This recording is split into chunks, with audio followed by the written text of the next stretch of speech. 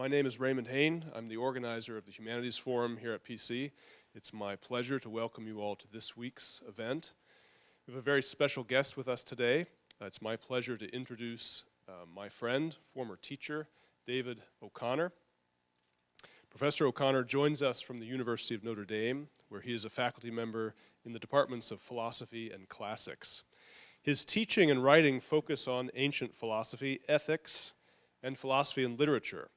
And his lectures on love and sexuality have reached a wide international audience and are the basis of his two recent books, Love is Barefoot Philosophy, published in Chinese in 2014, and Plato's Bedroom, Ancient Wisdom and Modern Love, published just last year. Both these books come out of a course Dave has taught for many years at Notre Dame, and that was made into an online open access course in 2007. That course became a smashing international success, most of all in China, and resulted in Love is Barefoot Philosophy, one of the finest book titles I think I've ever come across, followed most recently by Plato's Bedroom. I'm happy to say that it was my privilege to help him teach that course while I was a graduate student, and one of the authors Dave introduced us to was André Debus, a Cajun Irish Catholic short story writer from Louisiana. In a story entitled All the Time in the World, Debus has a character reflect on the act of writing. And as Dave is surely right to point out, in that moment, Debus gives you a description of his own aspiration as a writer. Literature, the character says, the human attempt to make truth palpable and delightful. If we were to take Dave's own teaching and writing with the playful seriousness it deserves, we would see that philosophy's own best self attempts the same.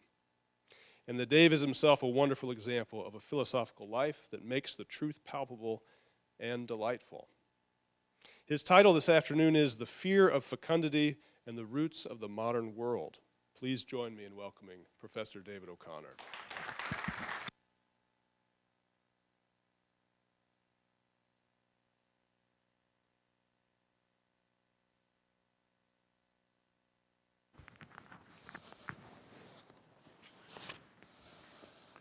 I can always tell there's a Catholic audience because nobody takes the front pews. So let me start from my title, the fear of fecundity. I think we live in an absolutely distinctive human era, and I think it's only about 50 years old, so we have no idea where it will take us. What makes our time, and I'm included in your time in this regard, what makes our time distinctive is that the separation of sex from procreativity is taken as a matter of course. Indeed, not only as a matter of course, but as the very thing that distinguishes social elites from white trash. It's only people of the lower class who haven't gotten the news about safe, effective contraception and who live sexual lives of such irresponsibility they continue to have children. Whereas the message I received, the message you receive, is that in a world of higher aspirations, we make of ourselves something sterile, something infertile. That fecundity is not a regular part of growing into adult responsibility, but rather an escape, a fleeing from it. 50 years into this social experiment, we find that birth rates all over the Western world, the developed world, have plunged below what is called, with so little romanticism, replacement rates. As Europe empties of Europeans, it will not get empty. It will fill with migrants. And so it thinks its way down into its current problems.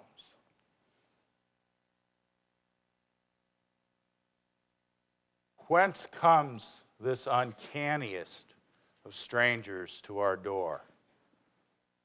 The door that when we open it, we find the standard case of human adulthood is sterility rather than fecundity. How do we get to a place where children are often seen, if not as a threat, at least as hardly more than a luxury? A luxury that you must be very careful before you indulge in it. Indeed, you might wonder if the discourses about children don't have an odd similarity to discourses about other dangerous adult pleasures like cocaine and heroin.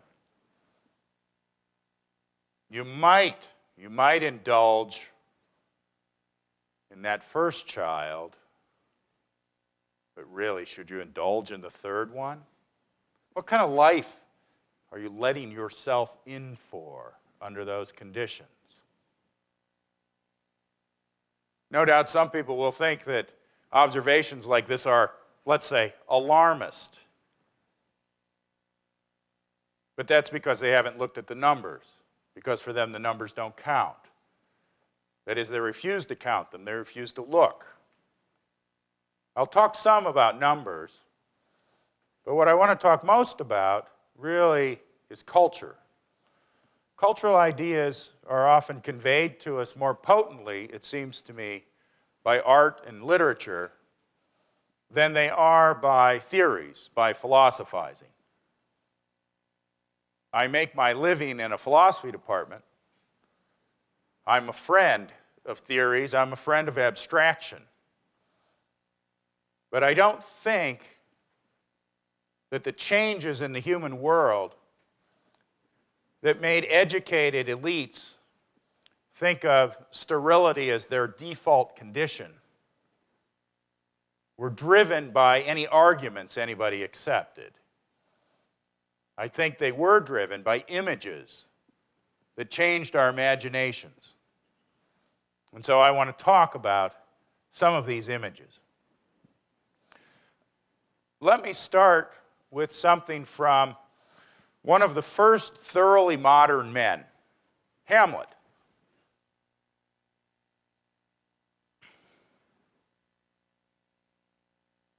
Oops. This is Hamlet's first soliloquy in the play named after him by William Shakespeare. Hamlet is a man with a problem, but it's a problem he can't quite bring himself to state. Hamlet's problem, of course, has to do with sexuality, and he projects his problems, as many of us have been taught to do, onto his parents, instead of noticing they're really problems about himself. So you'll remember that in the play, Hamlet's father has recently died, and Hamlet's mother has married Hamlet's uncle, that is, his deceased father's brother. And Hamlet is filled with revulsion at this marriage. Hamlet, after all, like some of us, has never thought of the fact that his mother had sex with his father. I'm not quite sure where he thought he came from. My guess is a number of your fathers had sex with your mothers. Not sure? Part of the modern revulsion at fecundity is to produce children in ways that don't require sexual relations between a father and a mother. I'll come back to that point later. But let's start with Hamlet. Hamlet says, "Oh, that this too solid flesh would melt, thaw, and resolve itself into a dew. Or that the everlasting had not fixed his canon against self-slaughter. Oh, God, oh, God. How weary, stale, flat, and unprofitable seem to me all the uses of this world. Fie on it, fie, fie. 'Tis an unweeded garden that grows to seed. Things rank and gross in nature possess it merely. And in typical Shakespearean fashion, the word merely is something we would probably state by saying utterly or absolutely. Now, so far, Shakespeare has let Hamlet's language stay very abstract. It's typical of Shakespeare. The mind uses language that's abstract to hide from itself some of the very concrete motives that are underneath it. But those concrete motives break out. You'll notice Hamlet starts with an image of the flesh melting, thawing, turning liquid. Now, those of you who have been around babies, some of you surely have been around babies. Babies are probably the stickiest things in the world. Every bit as sticky in their own way as the human bodily fluids that go along with the conception of babies. Hamlet's mind goes all cosmological with the language, but what he's got a horror of is sexuality. What particular aspect of sexuality? 'Tis an unweeded garden that grows to seed. It's exactly fecundity that it's the heart of Hamlet's revulsion. He goes on to say that it should come to this, but 2 months dead. Nay, not so much, not 2. Throughout the play, Hamlet keeps making the time that his father was dead before his mother remarried shorter and shorter and shorter. So excellent a king that was to this, that is, to this uncle of mine. Hyperion, that is the sun god, to a satyr, to a bestial, over-sexualized creature. So loving to my mother was my father, that he might not beteem the winds of heaven, visit her face too roughly. Right? The father is projected as all heavenly and sun-like, and the uncle is projected as nothing but earthiness, bestiality, and weediness. Heaven and earth, must I remember? Why? She would hang on him. Who is him? Hamlet's mind goes somewhere, and his language goes somewhere else. It's very hard to decide. Is Hamlet talking about his uncle or his dead father here? Right? See how Hamlet's mind wants to control something by preserving his mother's purity. My mother was really all about my father. I don't know where this uncle thing came from. Why, she would hang on him as if increase of appetite had grown by what it fed on. And yet, within a month, and he goes on finally to choke out the words, married my uncle. And I guarantee you, his thought was not what his word was. His thought was not married. His thought was a 4-letter word. So, Shakespeare, with his typical brilliance and economy of means, gets us inside of Hamlet's mind in this soliloquy. Not by simply having the words describe in some transparent way what Hamlet thought or felt. No, quite the other way. By having the words not really make sense. To have the words have underneath them an obscurity of purpose and motivation. And in particular, the words reveal that Hamlet has a revulsion bordering on an obsession with the fecundity of nature, especially as that fecundity shows itself in the sexuality of his mother. I've highlighted the word unweeded, and I think Shakespeare wanted to make that word particularly pointed. I'll show another passage from Hamlet in a little bit that shows you why I want you to remember that word, unweeded. Let me ask you a question. Part of what Hamlet says here is that how in the world could my mother, who had been in love with my father, have fallen in love with my uncle? My father was like the sun god. My uncle is like a satyr, half beast.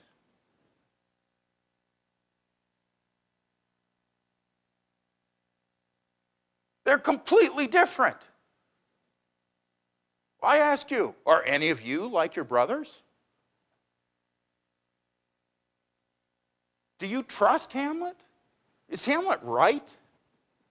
That really, it's inexplicable why a woman who took as a sexual partner one man might also take as a sexual partner that man's brother. Shakespeare means to put pressure on you, not on a first reading. On a first reading, you just accept Hamlet's point of view. But surely on a second reading, you start to look at this passage and wonder if Hamlet's even transparent to himself. Hamlet's own motives are revealed in this speech, but they are not said in this speech.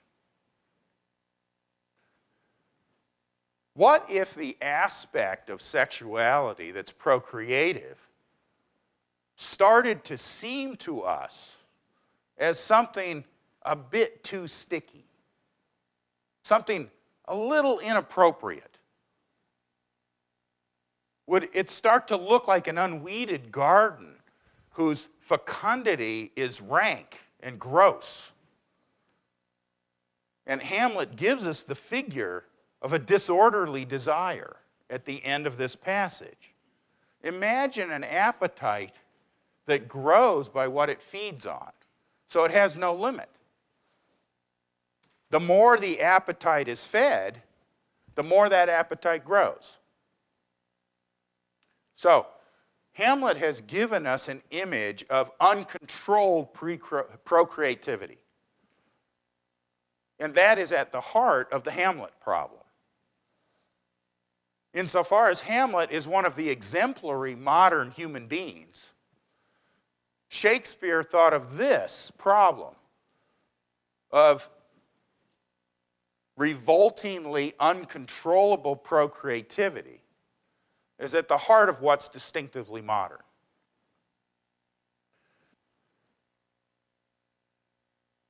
Now, the next thing I'd like to show you is about a 3-minute clip from one of Peter Jackson's Lord of the Rings movies.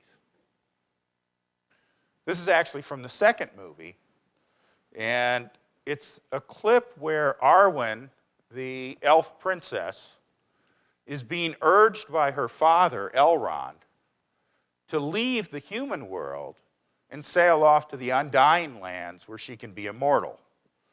But to do that, she'll have to abandon her human and therefore mortal lover, Aragorn.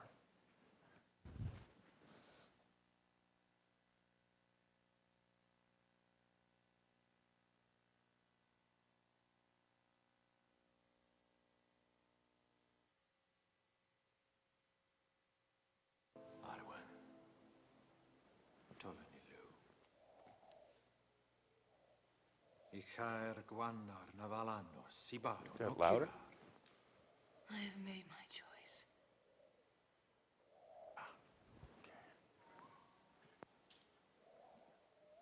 He is not coming back. Why do you linger here when there is no hope? There is still hope.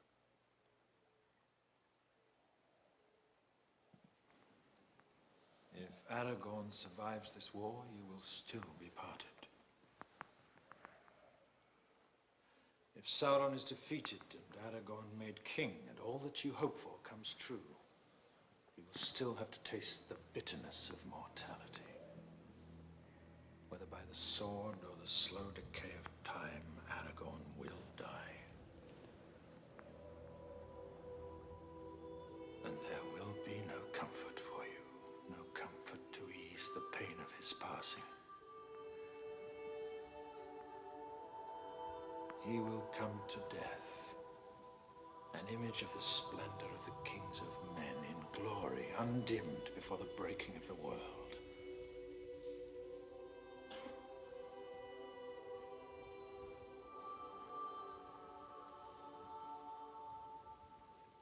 But you, my daughter,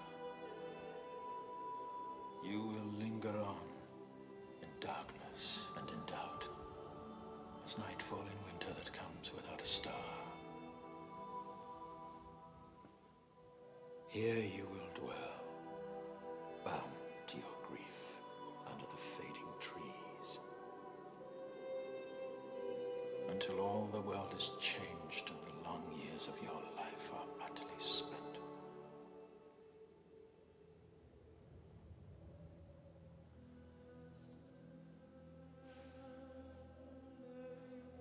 Arwen.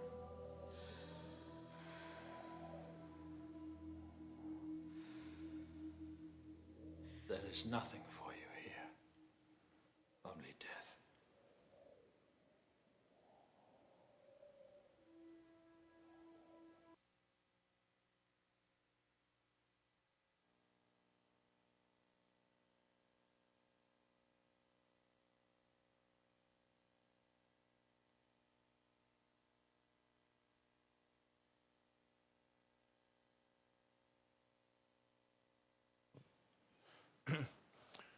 So, in this scene from the movies, we see Arwen's problem.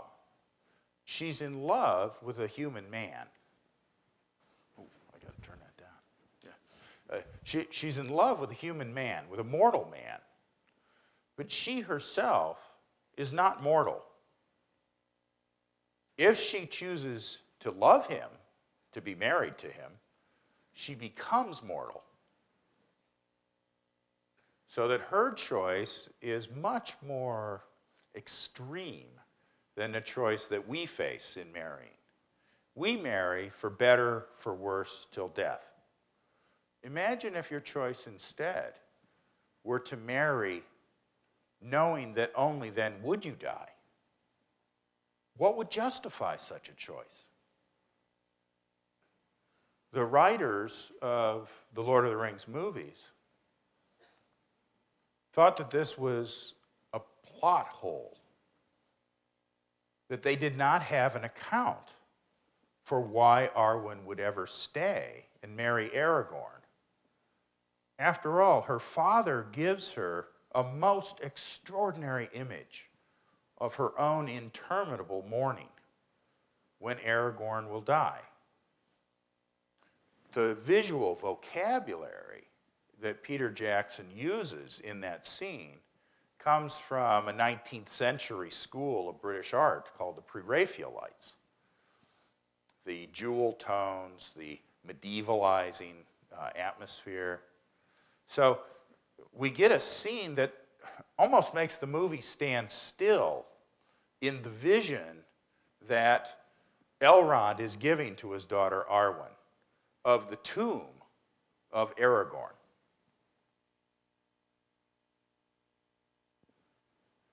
You might say the problem of modern human beings is revealed to us when we put together this plot hole from the Lord of the Rings movies with the revulsion that exposes itself without ever being directly stated in Hamlet's soliloquy.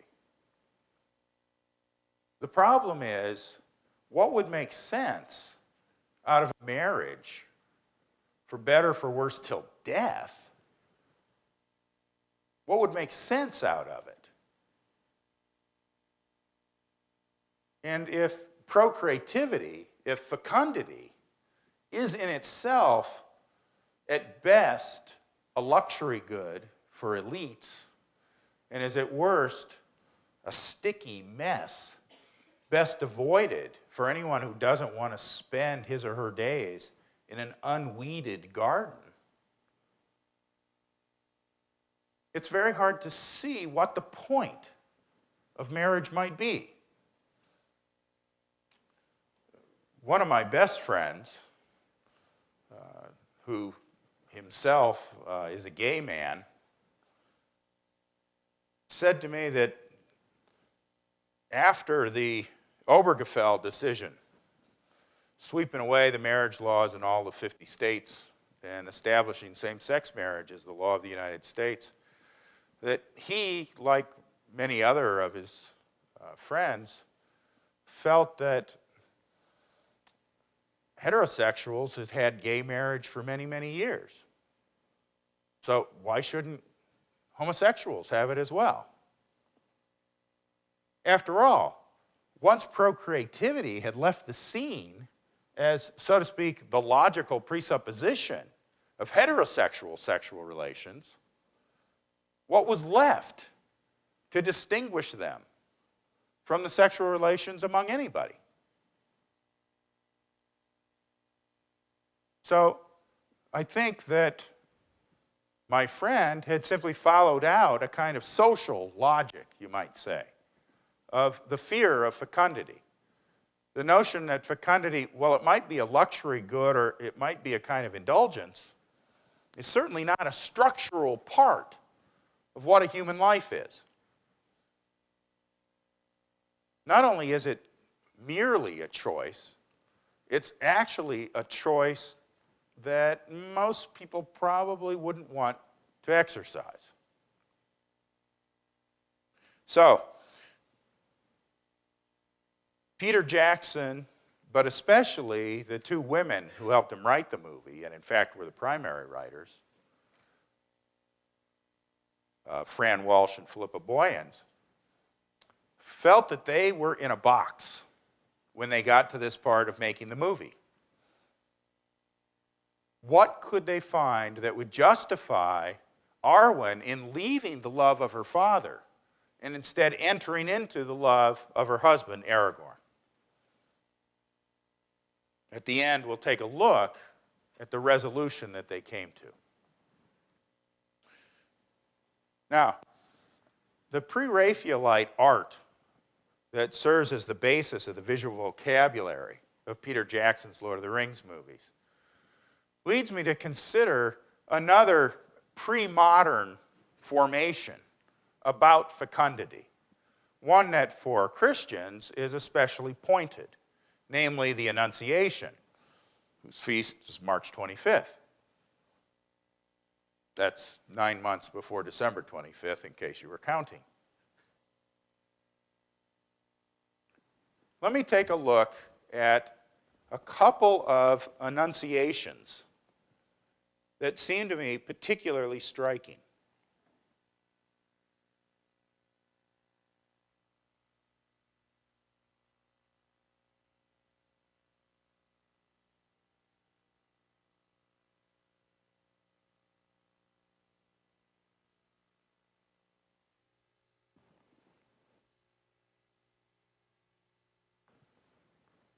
So, whoops, let me get the lights there. So, this is Frau Filippo Lippi in 1453, I believe this is. Now, there are many, many, many Annunciation scenes. There's one on your wall over there. Dr. Hain just looked it up, so we know that it's from about 30 years earlier than this one. It's a genre painting. It's a typical kind of painting. This particular scene has many of the elements of most Annunciations.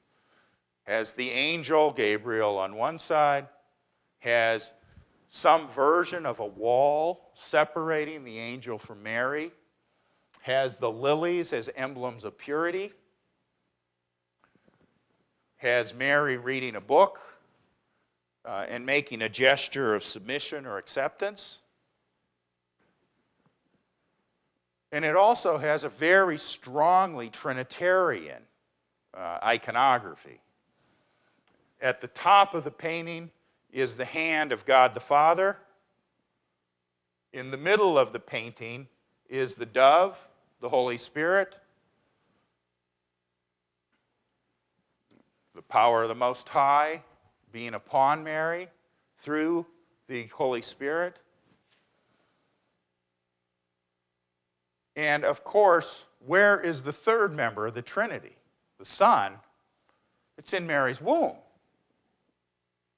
that the Son of God is present. Right? This is the very moment of conception. Now, you'll find something curious about most Annunciation scenes, and the one over there is no exception. It's often the case that the image of the Father, here in this case the hand, the dove seems to radiate almost as light from the Father's hand. But the dove ends up in a very curious place for the moment of conception. It's usually pointing to Mary's head.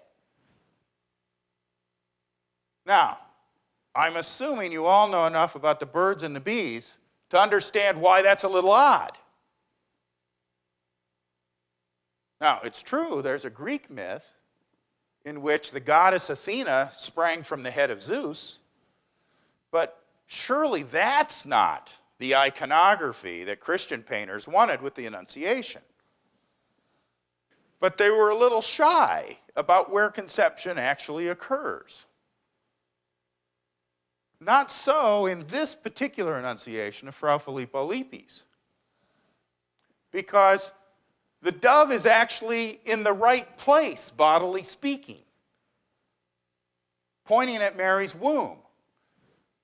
In fact, he may have meant to present Mary's womb as rounded, to emphasize the fact of conception. So that makes this a very unusual Annunciation. Why is it unusual? Because you might say the typical way that Annunciations are arranged, where the dove is rather vaguely pointing towards something like Mary's head, they emphasize a Trinitarian fact about God. The unity of Father, Holy Spirit, and Son. But this particular version of the Annunciation also emphasizes the incarnational aspect of this moment in divine history. By putting the dove next to Mary's womb, this version of the Annunciation then sees fecundity, Mary's fecundity, as central to the story that it tells. You'll notice that this particular painting was in this curved space. So that's just an architectural feature. It's not that he painted it on a curved canvas. It's fitting into the space over an arch. The theological innovation of emphasizing something incarnational rather than something Trinitarian, of emphasizing fecundity, seems to have been, in no small part, an accident of the discipline imposed on this painting by the arch. It's not the only case where a great artist finds new expressivity exactly through accepting a discipline that you might have thought got in the way of expression. It's exactly because he couldn't paint the standard version of an Annunciation that Fra Filippo Lippi paints a magnificently innovative theological painting of the Annunciation. Let me compare this to one of the most striking, more modern versions of an Annunciation.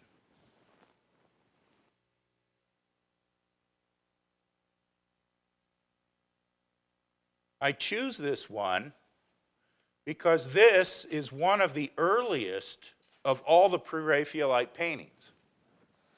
So this is Dante Rossetti's Annunciation. So this was painted around 1850. And this is the painterly tradition that Peter Jackson drew on for the elven realms in his movies. Now, here, we still have the angel, but notice he's dispensed with wings as the symbol of being angelic, and instead has given some fiery feet to the angel. So there's an artistic innovation there. But he's kept the lilies. But he's reinterpreted Mary. Mary is not making that gesture of submission. Mary is reacting with puzzlement, perhaps with fear. You might say the tradition of Annunciation paintings picks up about Mary the passage from St. Luke where she says, "Be it done to me according to thy will," that moment of acceptance or submission, but leaves out the first thing she says, which is, "The hell are you talking about?" The first thing Mary says is, "How can that be, since I don't have a man?" So Dante Rossetti has focused the Annunciation instead on the moment of Mary's puzzlement rather than the moment of Mary's acceptance. And I would say that the way that Mary is presented, the whole scene is presented, the very notion of this being the act of conception, of Mary's fecundity, has disappeared from the picture altogether. You'll notice that in his version, there's no dove. And the dove, in all of those traditional annunciations, whether aimed at Mary's head or at her womb, is, so to speak, emblematic of the fact of conception. Now, I don't say that Dante Rossetti was being irreligious. It's actually an interesting theological innovation to focus on Mary's puzzlement. But this painting fits much better into a modern world where fecundity has begun its gradual descent from being central to our understanding of the distinctively human in its exemplary form, which Mary has always been. Fecundity has begun its descent from something that's exemplary of the human, indeed of the human participation in the divine, into something that's simply separable from humanity, certainly separable from sexuality. So, I think this is a very important and very beautiful painting. But I think it also shows us a certain direction of the modern imagination.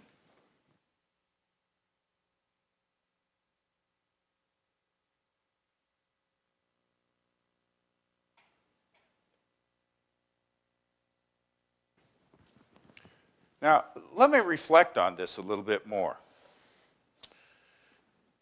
Here I move to some contemporary social science, some of it more controversial, some of it less controversial. Let me start with another quotation. This is from not a literary figure, but a social scientist named Catherine Eden. Catherine Eden has written two very important books,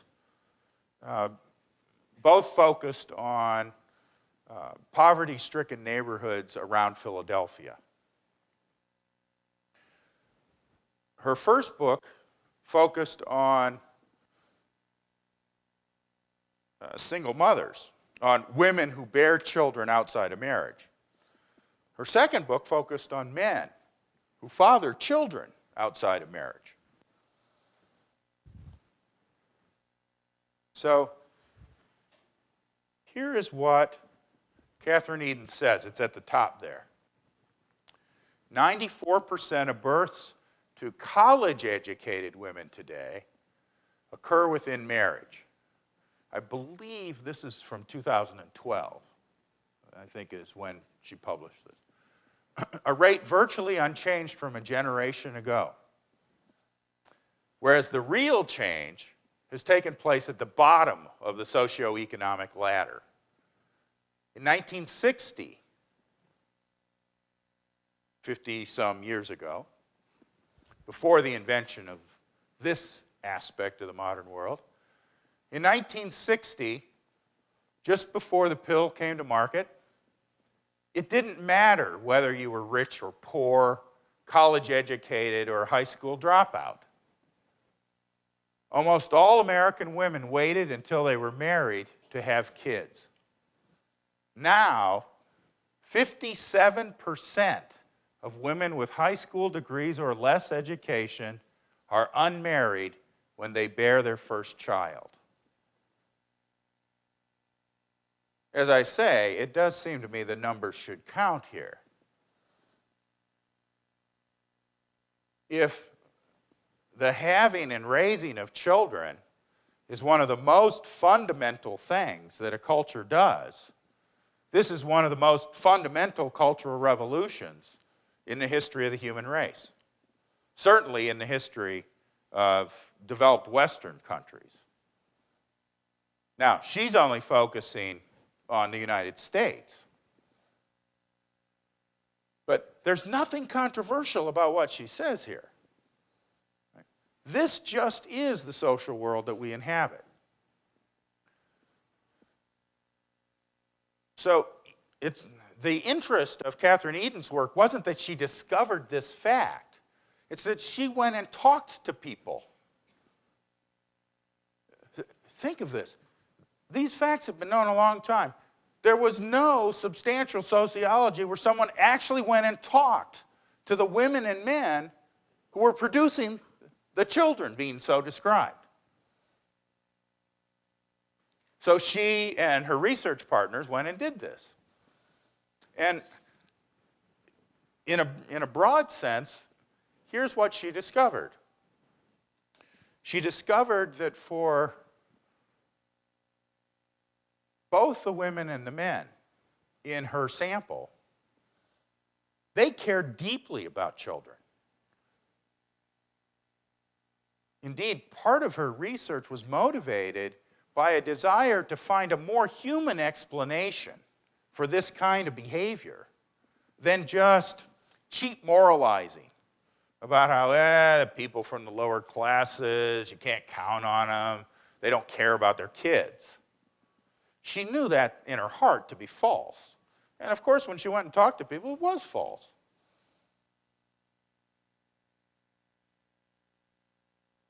The unmarried women were more focused on children as giving them something that organized their lives, having children they could love. They were more focused on that than they were on creating a permanent union with a man they love. So that, to use the Catholic vocabulary, there was a breaking of the unitive and the procreative purposes of sexuality. But there was no diminishing of the felt sense of value of the procreative power. It's just that the procreative power was no longer interpreted through the unitive power. The fact that sex unites you so closely to another human being that you dedicate your lives together, and that you would think an essential aspect of your togetherness was exactly to raise children together. It's that integration of the unitive and the procreative that had broken down. And lo and behold, now her first book was focused on the women. Then she followed up and wrote a book on the men. It turned out the men thought the same way. And what she found is that this picture of the men knocking up the women and then running away and not caring wasn't borne out by the evidence. many of the men wanted to be involved with the children they had fathered, even though their relationships to the mothers generally broke down soon after the children were born. So, this is not college-educated women. Notice how weird all of this discussion is all the time. One reason I showed the Annunciation, so far as I know, it's the only virgin birth of which we have empirical evidence. Look at the way the language in all of the secondary literature works. 94% of births to college-educated women. Women? How about college-educated couples? Where'd these children come from? Right? Her first book was only about women. But she was a good enough sociologist to see that it's not that she was telling half the story, it's that she was utterly distorting the whole story by not also talking to the men. So, the issue here is that in a large segment of the American population, how large? Ooh, that's a more complicated question. Somewhere between a third and two-thirds of Americans actually fit this narrative pretty well. Among this part of the American population, there isn't a fear of fecundity. There's a fear of union. They're not Hamlets.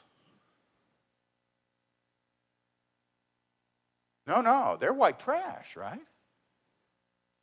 Who would live like that? Now, it's true there are some racial dimensions to this research, but these distinctions are not race-based. These are class-based. So, what Catherine Eden discovered, though she didn't put it in these terms, was that a traditional Catholic view of the inseverability of the unitive aspect of sexuality and the procreative aspect of sexuality, that it was a breakdown of that connection that gives us this social world.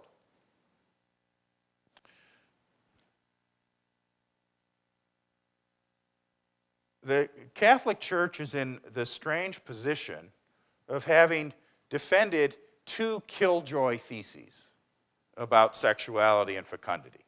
One is, and this is the one that they're famous for, you can't have sex without children. Right? The only legitimate sexuality is the sexuality within a committed relationship that's open to children. That comes with the very meaning of sexuality.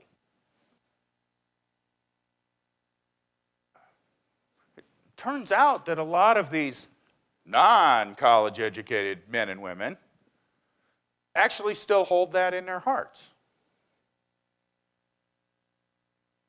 Right? They think that sex is also about children. It's part of why they find sex attractive.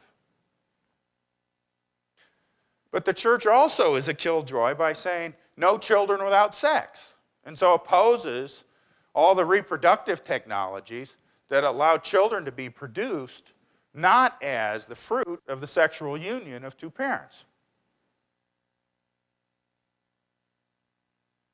The college-educated world is the one that's getting all the propaganda about this. There was an article in the New York Review of Books a couple of years back. The New York Review of Books, for those of you who don't know, is sort of the academic sports pages. Right? It's where professional academics and journalists show off how smart they are. And so there was an article there by a very prestigious chemist based at Stanford University named Carl Djerassi. This article was about the separation of fertility from sexuality. The point of the article was to suggest that the the proper strategy for elite college-educated women, but also for men, was right around the point of graduation from college to have your eggs and sperm removed and frozen for future use, when their use would be less disruptive of your career choices. This article in the New York Review of Books produced very little and very mild comment because it fit with the zeitgeist. It fit with the way people think now. The roots of the modern world see the stickiness of sex and the disruptiveness of children as things that forward-looking, progressive college people have a way to control. Now, the article didn't say that you should stop having sex until you want to have children. Then it would have had to appear in Today's Catholic or something. What it said instead was, just make sure that you're sterile. You can have sex or not have sex as you want, but someday, maybe in your late 30s, you might want to have children. Now, I won't belabor the unreality of this view of human life. I hope not too many people took this advice. But it does seem to me that it was received without very much controversy at all, because already in the educated classes, the link between union and procreation had been utterly removed. So the notion that the union, the type of human connection that sex produces in a long-term relationship, has any essential relationship to your openness to the children that would come from that sexual expression. That had completely disappeared. It wasn't even a matter of controversy anymore. As I say, this makes of our world, the world we inhabit, something utterly distinct. A brave new world whose social consequences we have no idea about. We haven't been doing it like this long enough to be sure what will happen. Let me conclude by moving back to both Hamlet and to the Lord of the Rings.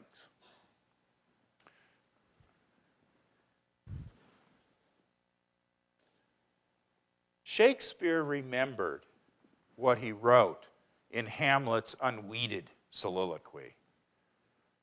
And he brought home the consequences of Hamlet's disgust with sexuality.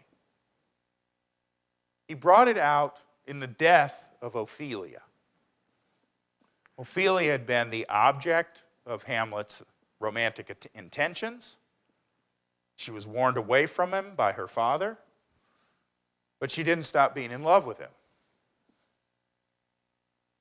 But ultimately, his treatment of her drove her to suicide. And this is the description of her death. There on the pendant boughs, her coronet weeds. Notice, she's now the weeds. It's Ophelia as the source of fecundity that is now the weeds, the unweeded garden that Hamlet rejected.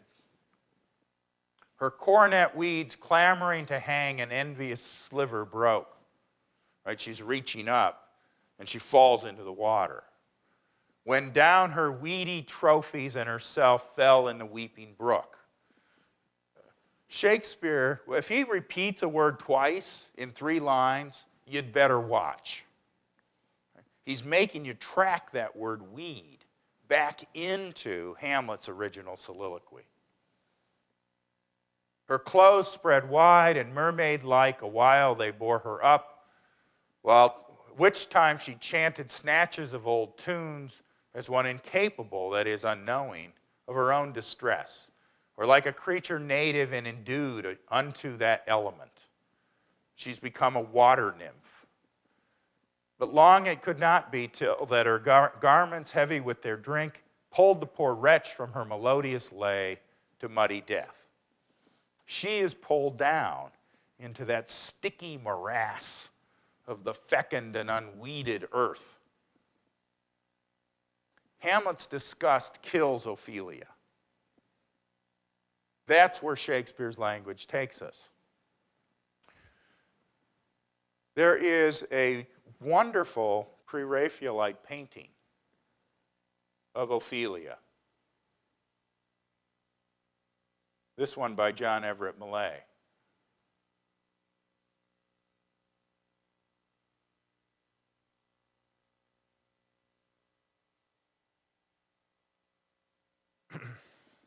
What you'll notice, this is the moment when her dress spreads out and holds her up just before she sinks and dies.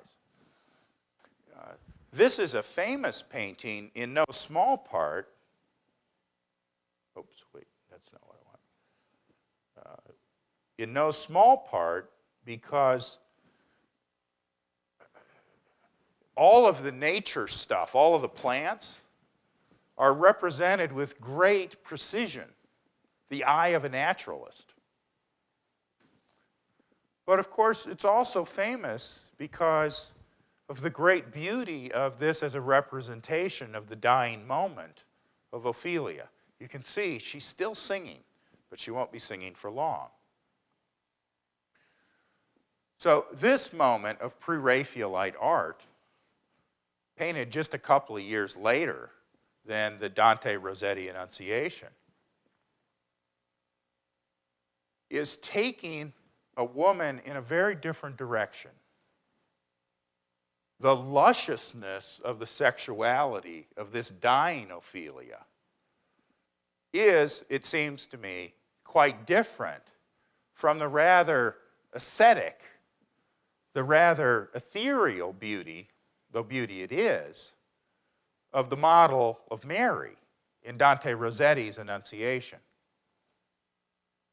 It may help to know that the model in Rossetti's Annunciation for Mary's rather austere beauty was actually Rossetti's own sister, Christina.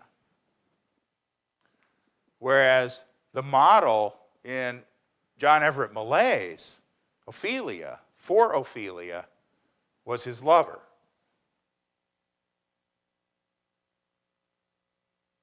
So Dante's imagination, insofar as it was moved by his model, was moved toward austerity and purity. Whereas John Everett Millay's mind was moved more toward the sexiness of his lover.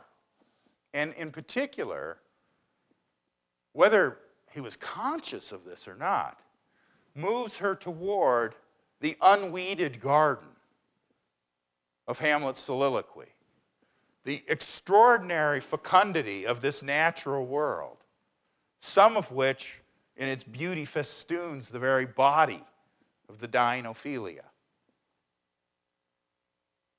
But Ophelia, both painting and person, transcends Hamlet's disgust, because now the unweeded garden, in all the richness of the fecundity of this natural world, is translated, is transfigured into an object of great and strange beauty. So that the liquid world of sexuality, as represented in this painting, seems to me to retrieve itself from the contracepted imagination that so governs our contemporary world. It would not be normal, it would not be the default that Ophelia would never have a child. Let me end with one more, then, contemporary example that shows that the resources of putting together the lower class love of fecundity with the higher class focus on union without fecundity. Let me show something that seems to me to show the cultural resources for reintegrating the unitive and the procreative still exist for us. And this again comes from the Lord of the Rings.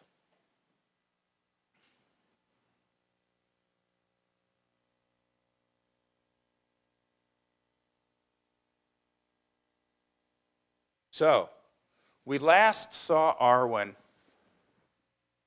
deciding to give up her love for Aragorn and depart for the Undying Lands.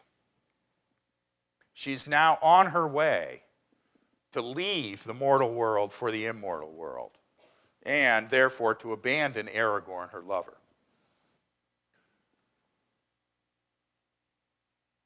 You remember there was a plot hole. The writers, especially the two women, Fran Walsh and Philippa Boyens, thought there was no sufficient explanation for why Arwen stayed. That's why they wrote this scene.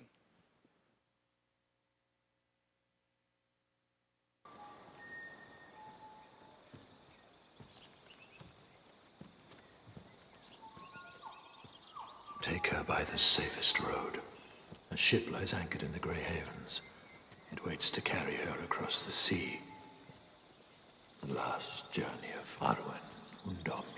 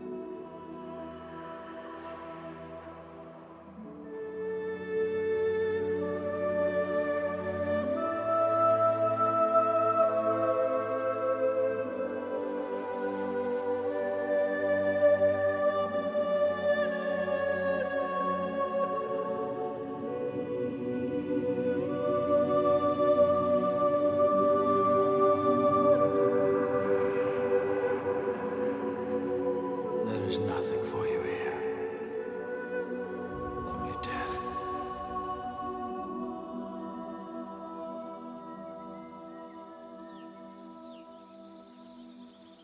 Lady Arwen, we cannot delay. My lady!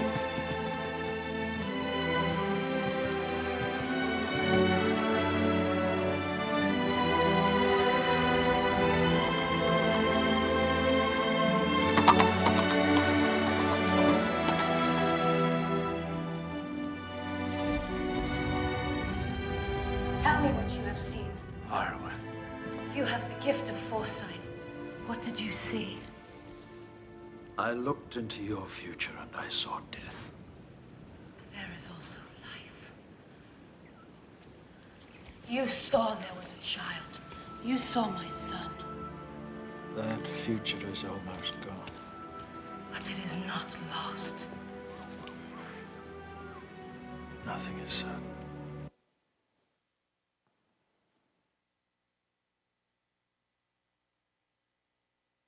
Nothing is certain, says Elrond. It surely is not. Not when one marries and not when one has children. How many of you were certain? How many of you are certain now? You'd be embarrassed to know how much your parents still think about you. The plot hole is filled with Arwen realizing that her love for Aragorn opens up into a desire to have children with him. That is how the two women who wrote the script for Peter Jackson's movie solved the plot problem. In doing this, they created one of the most countercultural moments in contemporary cinema of which I know. How many movies can you think of where an essential aspect of the rom-com, of people falling in love, of a man and woman falling in love enough that they have sex with each other, in how many of those movies is an essential part of their mutual attraction that they can be parents together? Tell me, where does this rhetoric come from? From your world of the elite, college-educated, or from the world of the white trash? I'm so in love with you, I'd like to make you pregnant. I'm so in love with you, I'd like to have your baby. Nothing is certain. But don't trust your teachers. Don't trust your parents. Trust your heart when you think you want to say those words. And then you will have exited the modern world. Thank you.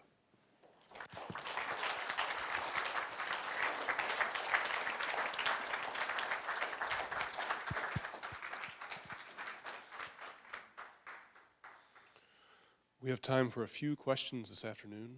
It's our tradition to give the first question to a student, if a student would like to ask one. Any of you want to get married?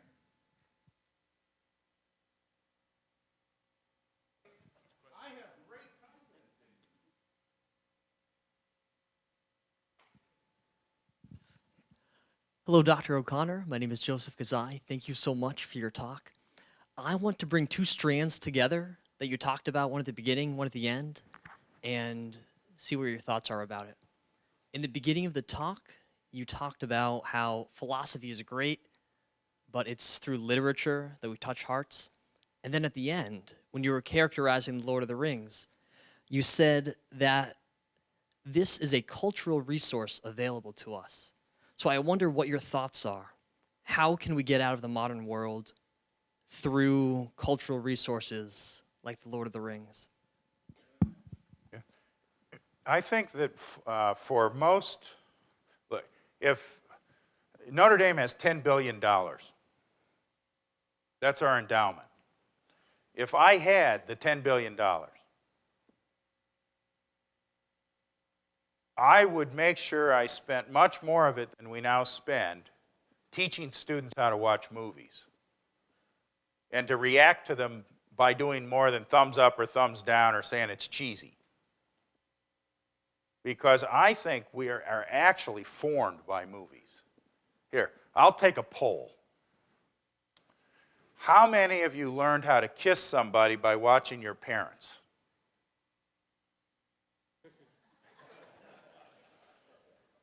My guess is a lot more of you learned how to kiss somebody by watching a movie or something like a movie.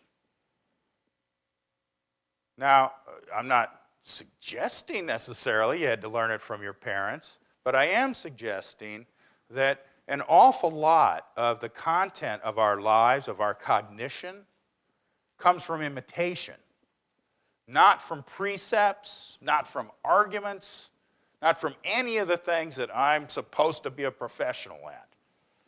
Right? So, I believe that a very high percentage of real cognition, as opposed to going to school, is about imitation. I think that this scene in this movie, think of all 9 hours as one long movie, provides a very potent moment for our imitative imagination to enter into the integration of union and procreation within sexual love. I have been unable to find contemporary cultural resources that do this at all, let alone powerfully. it is extremely hard to find an important movie, a popular movie, in which a central aspect of two people falling in love is that they reach that moment of excitement of thinking, this could be the father of my child, or this could be the mother of my child. It almost sounds like it belongs in the world that Catherine Eden was describing, because elite culture doesn't give us any models to imitate about this. I think that's an extraordinary fact. For a long time in human history, it was a presupposition of falling in love, and of course there's a sexual aspect to that. It was a presupposition that that went along with accepting and indeed welcoming parenthood together. That's not true anymore. But it's only been not true for half a century. Why put up with that? So, I tell you, get married young and have children. Everybody else tells you to wait. For what? How old are you supposed to be? 30? 35? Have children when you're still young enough to teach them how to do cartwheels. Right? There is no locus in contemporary culture that takes you, I'm talking to the younger people in the audience now, that takes you morally seriously enough to suggest you might want to marry and have children. Well, you should be pissed off about that. I take you that seriously. I'm sure you've got the moral resources. Damn, you'll be at least as good a parent as I was. Now, fortunately, your children will teach you how to be a parent. The notion that people have about when to have children, they won't qualify to be parents until they're retired. You got to be rich. You have to be settled. You'll never be settled enough to have children. No matter how settled you are, they'll unsettle you. So, I don't think what you need, Joseph, are arguments.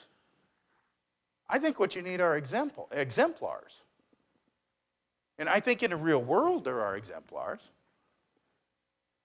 But somehow, in most of our art, most of our literature, there aren't exemplars. And it's not that they're all anti-fecundity.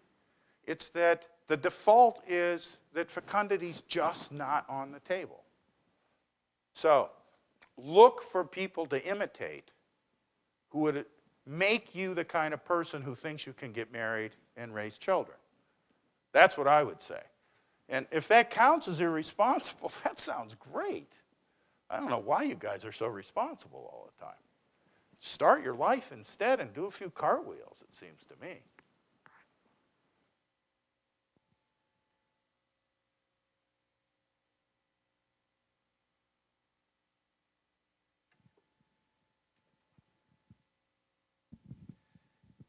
Thank you, Professor. The sticky, the weedy, I really was interested in that, and I want to ask you two things about that. One, could you just say a little bit more?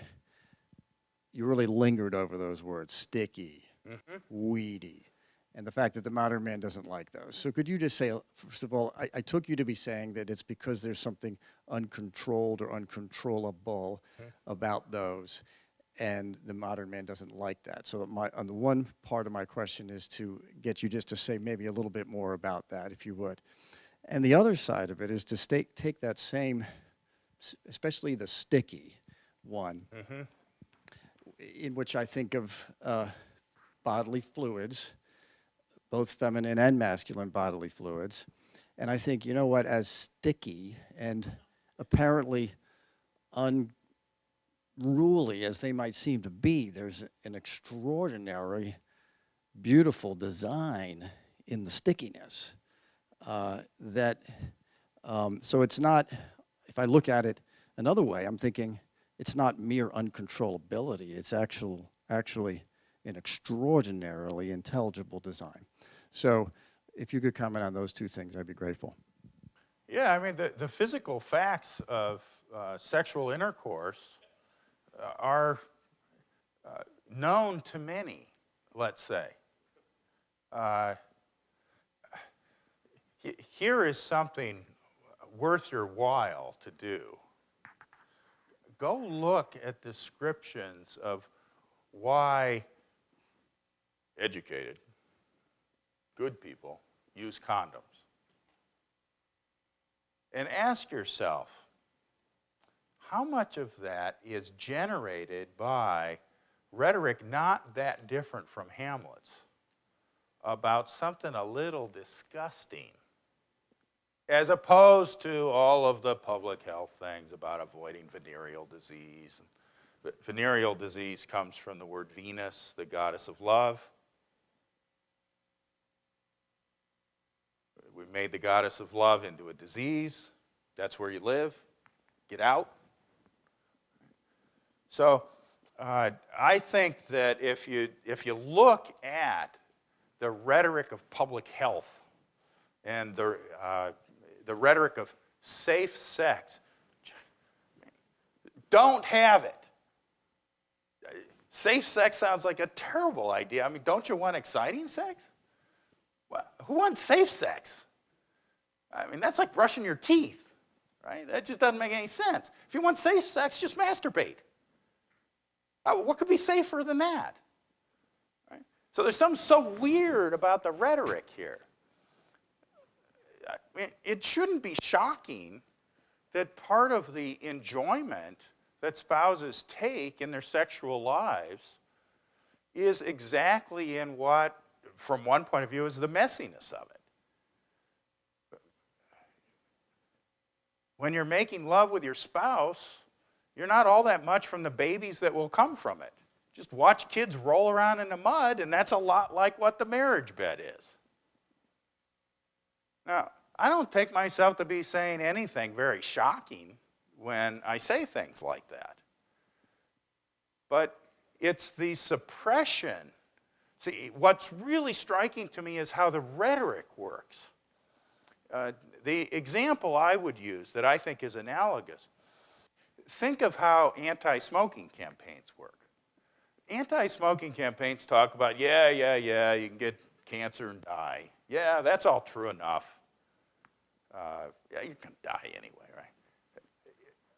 The way they work is to make smoking sound like something white trash people do. It's not so much that you'll die, it's that you'll stink. Right? That's how the rhetoric of the anti-smoking movement works.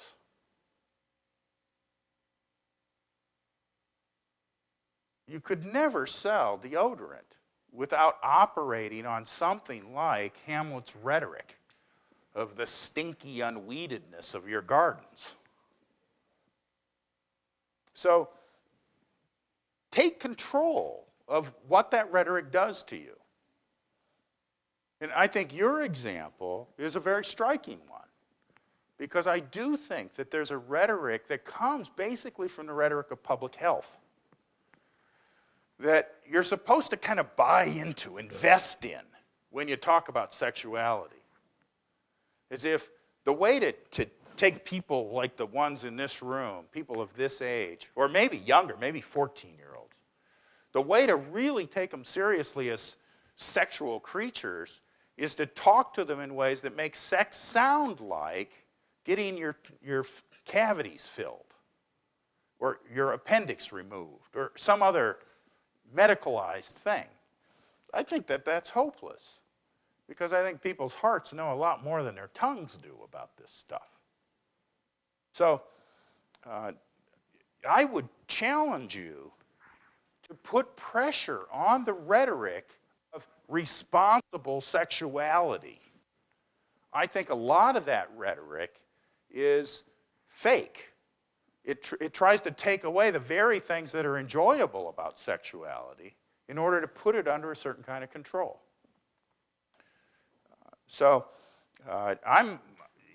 One reason that I emphasize the stickiness and the fluidity, let's say, just bring a towel. One reason I emphasize that is I was taught to recognize this by Shakespeare. Really by two things, by Plato and Shakespeare. I didn't talk about Plato today. But Plato's language in his great erotic dialogues, both the Symposium and the Phaedrus, is every bit as liquid-oriented as Shakespeare's is on this sort of thing. And that's because in Plato can't think of the erotic without thinking of it as fecund, as fertile, even though he's often talking about male-male relationships. Still, his primary model is always one where procreativity is an essential part of the erotic drive. So I think that we have to recapture a lot of aspects of sexuality from a sterilizing point of view. Sterilizing both from the point of view of getting rid of the messiness, but therefore sterilizing about the essential place of fecundity within it. So those are some of the ideas that you would set me toward with that. We have time for one more question, I think. I just want to remind you all before we dismiss that there's a reception, as always, down in the great room. It'd be great to see many of you join us. One more question?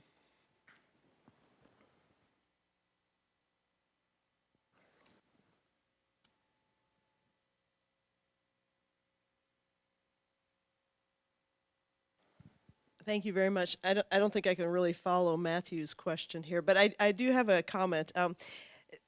I have to say, one of the things that you didn't focus too much on, but which I really saw in the Lord of the Rings clip, is this idea of fulfillment. And although I'm older than everybody, well, most people in this room, I was a high schooler in the 70s, and one of the things that was just kind of beat into me as a woman was that you can never be fulfilled if all you do is have children. And I was almost 40 before I had my first child, and I still am shocked at how fulfilling it was. In fact, and I know a lot of women my age who feel kind of cheated almost because we were convinced not to have very many children or to have them late in life. Now, although I thought I would never want to have children, now one of my greatest regrets is that I don't have more. And I have to say, I mean, and I say this to the young women here, I was told over and over again that real fulfillment is in your career. It's in your own personal goals. And now I find that the only thing I really find fulfilling is driving my teenage children around. So, which is really, I mean, it's hard to explain that, but actually, it's been my experience. So, I don't know if you want to comment a little bit on that, but Let me take that in a direction of something that I thought about really building into the lecture, but I thought it would just it'd be one thing too many. And here, now I can actually justify having been in a philosophy department all these years. Let's call it erotic ontology. What's the most real thing when you fall in love? It's not you, it's the couple.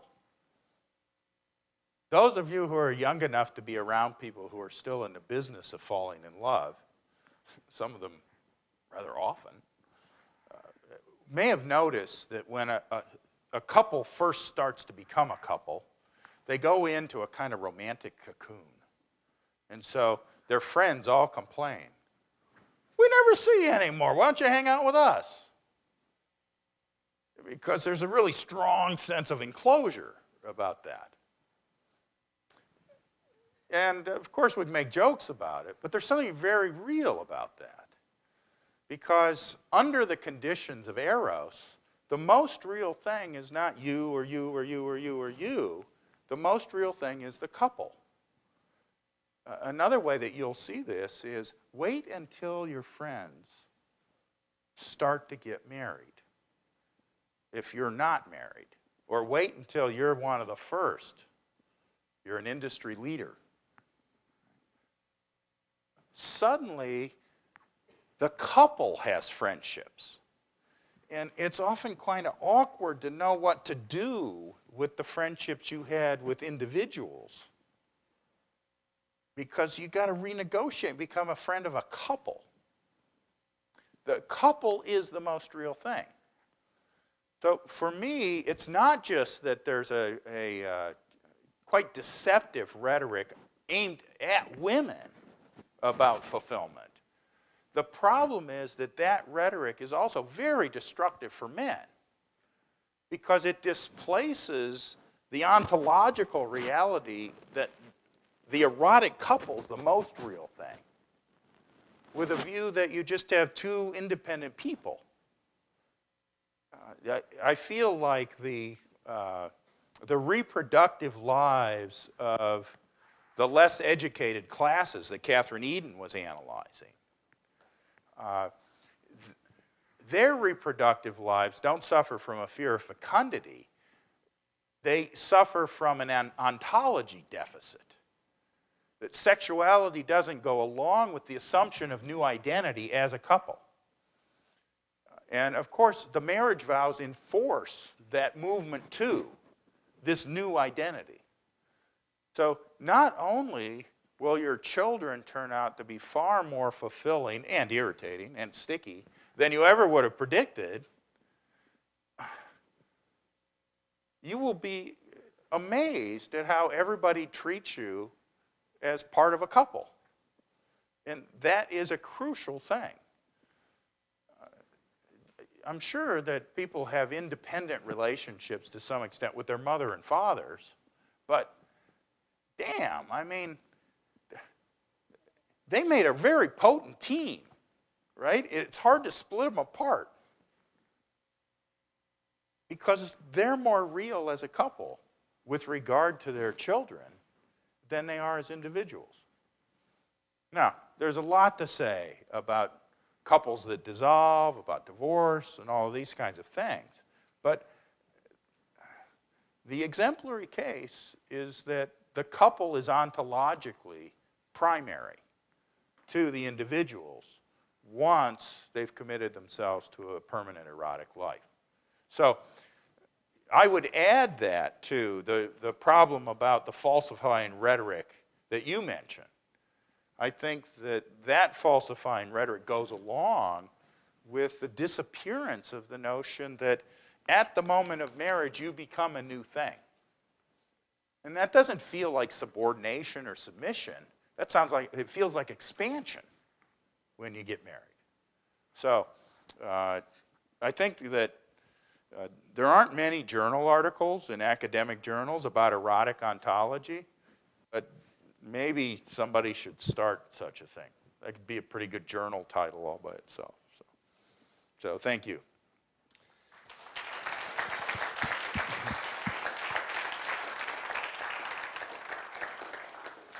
So, any of you going to get engaged this weekend now? Be strong. You can do it.